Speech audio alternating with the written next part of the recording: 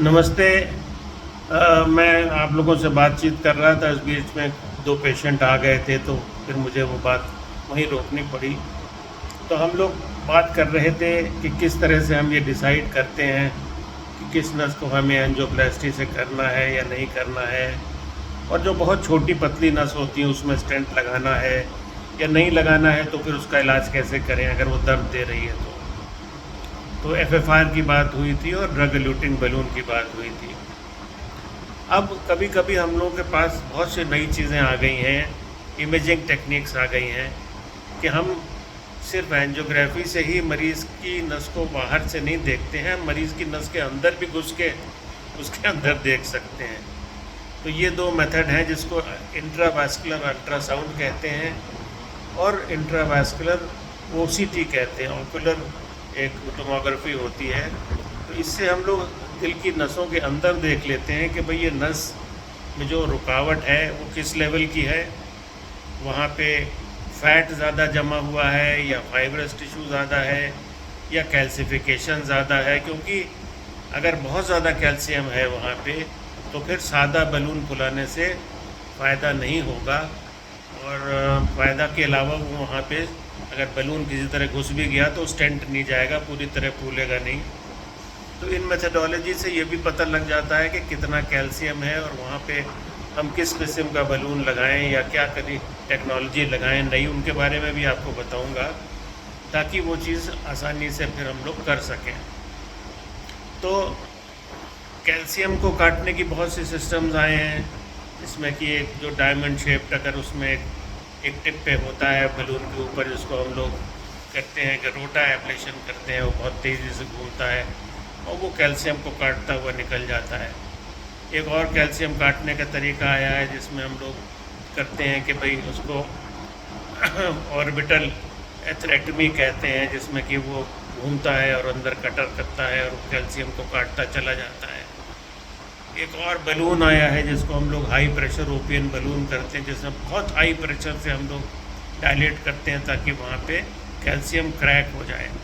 तो ये कैल्शियम अगर ज़्यादा है तो ये दो तीन मेथडोलॉजी हैं। कटिंग बलून्स भी होते हैं, एंजियोस्कल्प जिनको हम लोग कहते हैं। तो इस तरह से हम लोग उस नस में एक बेड प्रिपेयर करते हैं कि भाई कैल्शियम ज़्यादा है तो उसे काट दिया, और एक बेड की प्रिपरेशन हो जाती है। तो जब अच्छी बेड की प्रिपरेशन हो जाती है तो फिर हम लोग उसको स्टेंट को आसानी से वहाँ ले जा सकते हैं। और स्टेंट को जब ले जाते हैं तो स्टेंट फूला है कि नहीं फूला है, ऑप्टिमल उसको, अगर स्टेंट वहाँ जाके ठीक से फूला नहीं है, दीवार से चिपका नहीं है, तो फिर वो फेल हो जाता है वहाँ पे मामला।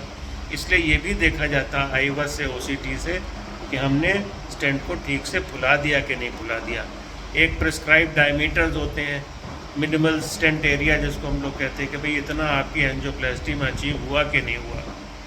जैसे एक बड़ी वेसल है जो शुरुआत है वो 8 सेंटीमीटर उसका एरिया निकलना चाहिए स्टेंट के बाद, और उसके बाद में 7, और फिर छोटी जो उसकी दो ब्रांचेज होती हैं वो 6 और 5 सेंटीमीटर, तो ये मिलीमीटर स्क्वायर। तो ये मिनिमल स्टेंट एरिया हम लोग एम करते हैं कि अगर इससे कम है इसका मतलब ये है कि भाई इफ़ेक्टिव आपने स्टेंटिंग नहीं की है। और फिर ये भी देखा जाता है कि जो आपने स्टेंट लगाया है वो दीवार से चिपका है कि नहीं चिपका है। अगर दीवार से चिपका नहीं और कहीं हैंग कर रहा है तो वहाँ पे क्लॉट बनेगा, फिर वहाँ फेलियर रेट्स बढ़ेंगे।